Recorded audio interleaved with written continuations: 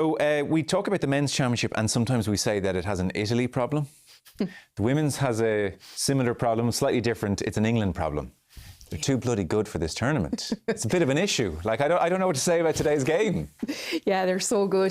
They're so good. And you know what's even funny? Watching them last week, they could have shifted up about another 4 gears in that Italy match. They upped it in the second half, but would have been very disappointed with their first half. And they came away with that type of win as well. Yeah, they have made 6 changes today. We'll come to Wales in just a second. When England makes 6 changes, it's not because anything's wrong. It's just because, well, why not? And their coach, John Mitchell, he promised in advance we'll have lots of rotation. They use the Six Nations as like warm-up for World Cup a lot of the time, really. Yeah, they do really. They kind of wait for that France game, and I suppose it's at the end, and that's the big game those players want to be in. But look, I feel like with this England squad, there's so much talent.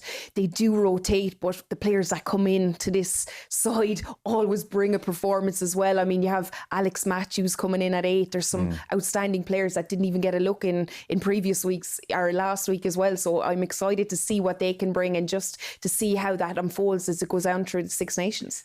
Do you think the gap between England and the rest is getting bigger, or with professionalism across the board coming in, is it closing even a touch?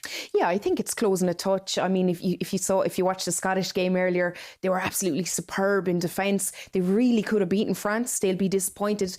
I would have expected France to come out on top because we know England and France are similar, close in how they've played games. Yes, England are quite dominant in the last couple of years, but I think the gap is closing and it will close more and more. But just right now, I think it's England all the way, unfortunately.